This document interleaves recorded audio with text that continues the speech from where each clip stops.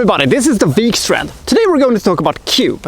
Released in 1997, this movie became an instant cult classic. It spawned 2 sequels and 1 Japanese remake. I haven't seen either of them and I'm not planning on doing that either. But my changing the movie to a better thing brain that I always carry around with me would have liked to see this movie not being made for 365,000 Canada dollars, but being made for roughly 10 million US dollars, with Kevin Spacey, Michelle Pfeiffer, Charlize Theron, Denzel Washington, Sean Reno, and the first guy who triggers the traps, it would be Matt Damon. They would have made a movie that I would have called one of the greatest movies of 1997, a absolutely amazing year for movies. It will not, however, travel that far up, but that's not the only small little problem I do have with Cube, which I think is, at its core, a very, very, very, very good movie. It just could have been a little bit better. Let's take a look at why, shall we? This is Cube.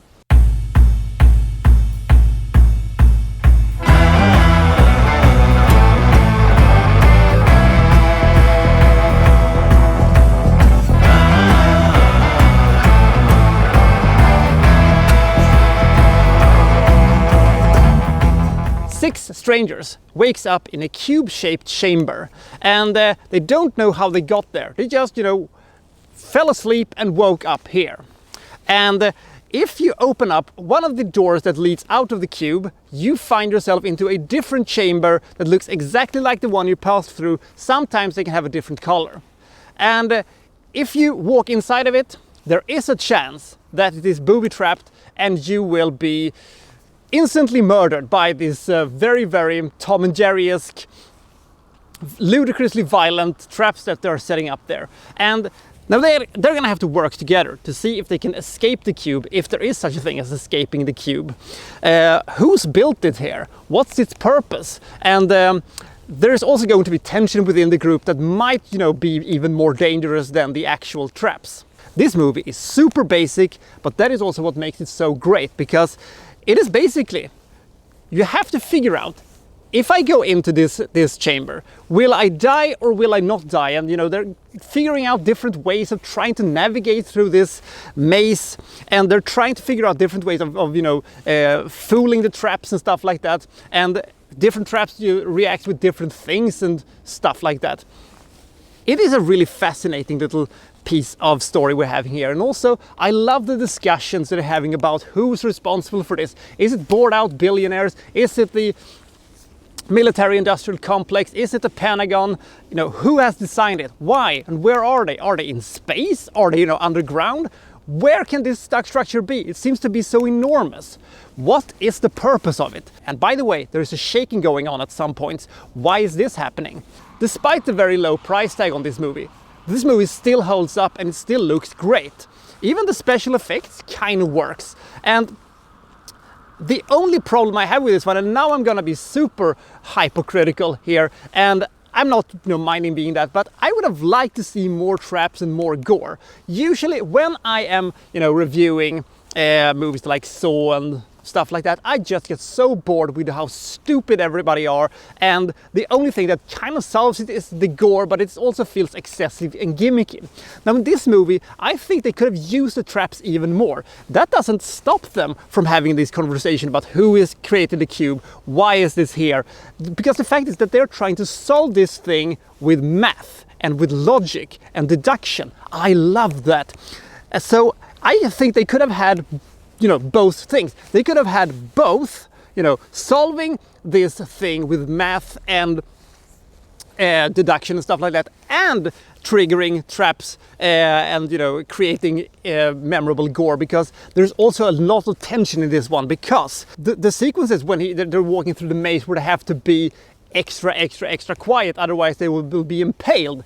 That movie had, Mission Impossible 1 levels of excitement to it. It had tension to it. It had, real fear to it. You sat and you didn't say a peep, because that is how true tension is made. And also, it is super stressful. Every time they're opening up a new door and jumps out, you don't know, are they gonna be, impaled, or are they going to be safe. You're actually on your edge all the time. There are a couple of dips here and there where they kind of get stuck in a room and they're, just arguing with each other. And there is the point where I think the movie doesn't work quite as well as it should have. In this case, the problem is the acting, because we don't really have any, famous actors in this one or good performances. The performances, they are barely okay. This is the part where I think that, my dream cast could have, pulled off some serious amount of excellent work and would have been able to create a bunch of really, really fascinating characters from it, but they kind of don't. Because this movie is backflash free, we don't know if the characters are actually the characters that they claim to be. This is a strong thing because that creates the tension of, do I really believe that this cop is actually a cop just because he says that he is? If they would have had more gore, more traps, and,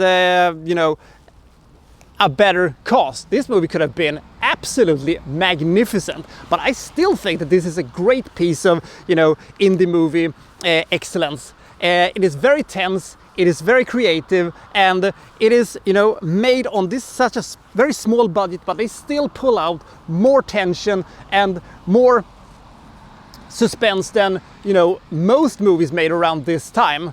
The Cube is a cult classic for a reason. It still holds up because it is super basic. Do I think that the movie is flawless? No, I do not. I think that the ending is still the weakest part of the movie. The most fascinating part of this movie is actually, them trying to figure out the whole thing, rather than, the conclusion of the whole thing, which I found to be a little flat and could have been done better. But that's just me, I don't know. I would more categorize this movie as a thriller rather than a horror movie. I'm giving this movie 83 points. Despite the wonky acting and despite the sometimes not great writing, this movie still feels like you're there. It feels like you're participating in this one, and the level of authenticity that this movie brings to it works to the movie's benefit. The pace is good, the attention to details are great, and also it cannot be understated that the ending at least was not a cop-out. And despite not being the strongest part of the movie, I still thought that it worked. So have you seen these sequels and the Japanese remake, Hypercube and Cube Zero? Comment below and I'll see you next time from, well, so-and-so reviewing, well, such and such. Thank you for watching. Thank you very much.